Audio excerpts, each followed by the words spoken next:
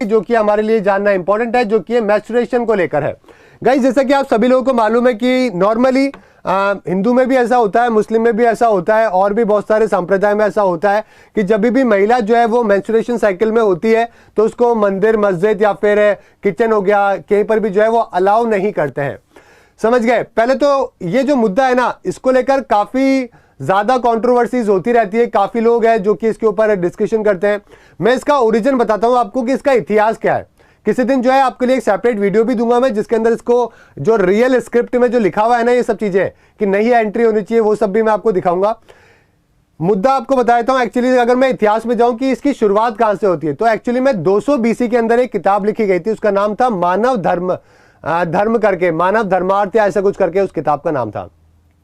ठीक है, उस किताब के अंदर बोला गया था कि ह्यूमन बॉडी से 12 जो चीजें निकलती है उनको डर्टी बताया गया था। समझ गए मेरी बात? क्या क्या हो गया? टीयर्स हो गए, ब्लड हो गया, सीमन हो गया, साथ में ईयर से जो वैक्स हो गया, और उसके अंदर जो है दोस्तों ब्लड भी ऐड किया हुआ था। और साथ में एक स्टेटमेंट जो है और लिखा हुआ था, जिसके अंदर बोला था कि आपको क्या होना चाहिए, अगर कोई भी मेंस्ट्रुएशन की साइकिल के अंदर महिला है, ओके, तो उसके जो फूड टच करा हुआ है उसको नहीं खाना चाहिए।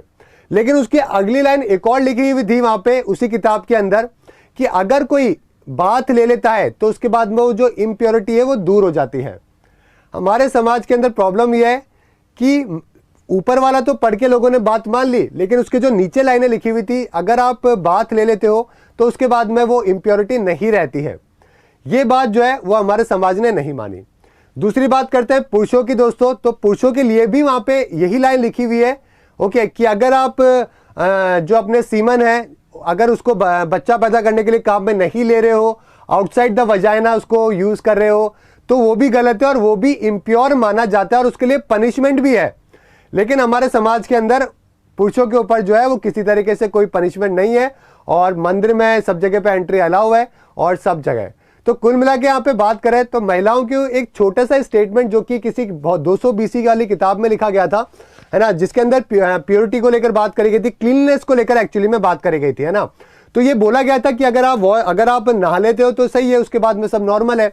लेकिन आज भी वो सोच चल रही है और आज भी मंदिर में, मस्जिद में या कहीं पर भी जो है महिलाओं की एंट्री को जो है गलत माना जाता है। और सबसे बड़ी बात है कि यहाँ पे आप देख सकते हो गर्ल्स हॉस्टल है, 50 से भी ज्यादा लड़कियां हैं, उनको यहाँ पे मेंस्ट्रुएशन साइकिल के वजह से अगर वो मंदिर गई होगी तो ठीक है, उनको किसी ने कंप्लेन कर दी तो यहाँ पे चेक किया गया। ये कितनी गलत चीज है, मतलब समझ रहे हो यार, ह्यूमन बॉडी का पार्ट है, ये नेचुरल साइकिल है। सबसे बड़ी बात है तो प्रॉब्लम ये है कि इसके ऊपर कोई बात नहीं करना चाहता, ना तो कोई स्कूल में समझाना चाहता है, ना कोई बात करना चाहता है, ना कोई कॉलेज में समझाना चाहता है। हर लोग बचते हैं। 70% लड़कियों को तो ये नहीं पता कि जब ये पीरियड स्टार्ट होता है पुबर्टी का, तब उस टाइम पे हाइजीन जो है वो कैसे रखी जाती है। आपको यकीन नहीं होगा, 2 करोड़ लड़कियां स्कूल के अंदर से ड्रॉप आउट हो जाती है हमारे देश में, जस्ट बिकॉज कि स्कूल के अंदर जो है ना, सरकारी स्कूल के अंदर इस तरीके की फैसिलिटीज नहीं होती है, ओके, तो उनको स्कूल छोड़ना पड़ता है। तो आप समझ सकते हैं कितनी ज्यादा प्रॉब्लम है। अगर स्कूल के अंदर इस मुद्दे के ऊपर कोई बात नहीं करेगा, अगर कोई किसी से बात ही नहीं करेगा, तो इस चीजों का रिजॉल्व कैसे होगा? अरे भाई, अगर सिंपल सी बात है, एक नेचुरल साइकिल है और वो एक पार्ट है महिला का, इसके अंदर प्योरिटी और इम्प्योरिटी की तो कहीं बात ही नहीं होनी चाहिए। वो एक फीमेल बॉडी का इंपॉर्टेंट रोल है, अगर वो नहीं होता तो क्या, अगर वो पूरी की पूरी साइकिल नहीं होती तो क्या दुनिया में बाकी लोग आ पाते? समझ रहे हो, नहीं आ पाते ना। तो सिंपल सी बात है। लेकिन इवन दो प्योरिटी इंप्योरिटी से इसको रिलेट किया जाता है। बहुत बार ऐसा होता है। एक और आपको चीज मैं बताता हूं, आर्यंस के टाइम पे क्या हुआ था कि ये बात उन लोगों को पता थी, क्योंकि काफी समझदार थे लोग जो कि पहले किताबें लिखा करते थे। उनको मालूम है कि समाज के अंदर जो है ना, महिलाओं को कभी छुट्टी वट्टी नहीं मिलेगी। सैटरडे संडे ऑफिस के अंदर होता है, लेकिन घर के अंदर कोई सैटरडे संडे नहीं होता है। तो उस टाइम पे ये रूल उन्होंने निकाला कि ठीक है, महिलाओं को इस तरीके से तो कोई है ना ब्रेक देगा नहीं, लेकिन 3-4 दिन जो है उनको किचन से जो है वो दूर रखा जाए, क्योंकि बहुत पेनफुल पीरियड होता है। ये 3-4 दिन का बहुत पेनफुल पीरियड होता है। तो इसके अंदर उनको रेस्ट मिलेगा, उनकी बॉडी को। हम इसको रिलीजियस चीजों से कनेक्ट कर लेते हैं, समझ गए। तो इस वजह से स्टार्ट किया गया था कि 3-4 दिन तक सिर्फ और सिर्फ घर के काम ना करना पड़े, क्योंकि काफी पेनफुल प्रोसेस होता है, तो घर पे रिलैक्स करें। लेकिन समाज ने कुछ और समझ लिया। मंदिर तो छोड़ो, मस्जिद हर जगह पे जो है इम्प्योर समझ लिया। और आज तक ये चीजें चलती आ रही है, कोई इसके ऊपर बात करने को तैयार नहीं है।